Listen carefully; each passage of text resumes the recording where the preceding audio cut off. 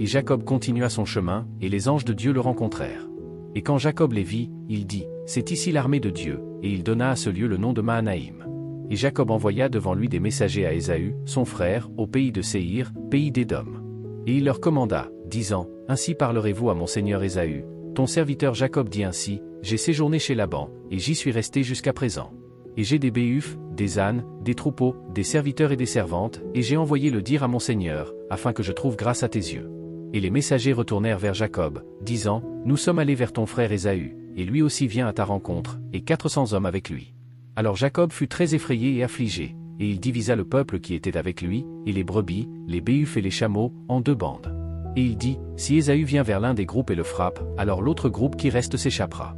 Et Jacob dit, ô Dieu de mon père Abraham et Dieu de mon père Isaac, Seigneur qui m'a dit, retourne dans ton pays et dans ta parenté, et je te ferai du bien. Je ne suis pas digne de la moindre de toutes les miséricordes et de toute la vérité que tu as montrée à ton serviteur, car avec mon bâton j'ai traversé ce Jourdain, et maintenant je suis devenu 2 groupes. Délivre-moi, je te prie, de la main de mon frère, de la main d'Ésaü, car je le crains, de peur qu'il ne vienne me frapper, moi et la mère et les enfants. Et tu as dit, je te ferai sûrement du bien, et je ferai de ta semence un sable de la mer, qui ne peut être compté à cause de sa multitude. Et il y passa la même nuit, et il prit de ce qui lui tombait sous la main un présent pour Ésaü, son frère.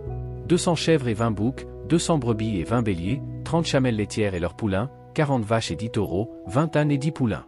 Et il les remit entre les mains de ses serviteurs, chacun conduisant seul, et il dit à ses serviteurs, passez devant moi, et mettez un espace entre le troupeau et le troupeau. Et il commanda au premier, en disant, quand Ésaü, mon frère, te rencontrera et t'interrogera, disant, à qui es-tu? Et où vas-tu? Et à qui sont-ils devant toi?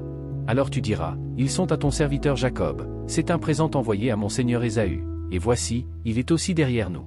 Et ainsi il commanda au deuxième, au troisième et à tous ceux qui suivaient les troupeaux, en disant, c'est de cette manière que vous parlerez à Ésaü, quand vous le trouverez. Et dites aussi, voici, ton serviteur Jacob est derrière nous.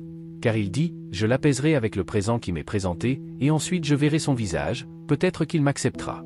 C'est ainsi que le cadeau lui fut présenté et qu'il passa la nuit dans la compagnie. Et il se leva cette nuit-là, prit ses 2 femmes, ses 2 servantes et ses 11 fils, et passa le gué de Jabbok.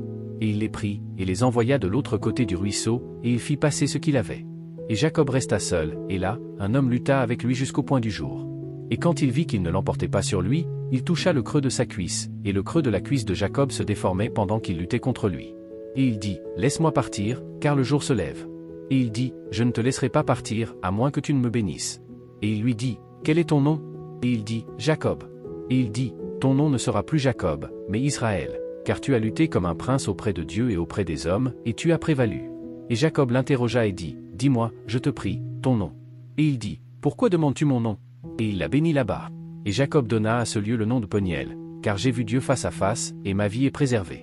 Et comme il passait par Penuel, le soleil se leva sur lui, et il s'arrêta sur sa cuisse. C'est pourquoi les enfants d'Israël ne mangent pas jusqu'à ce jour du tendon rétréci qui est au creux de la cuisse, parce qu'il a touché le creux de la cuisse de Jacob au tendon rétréci.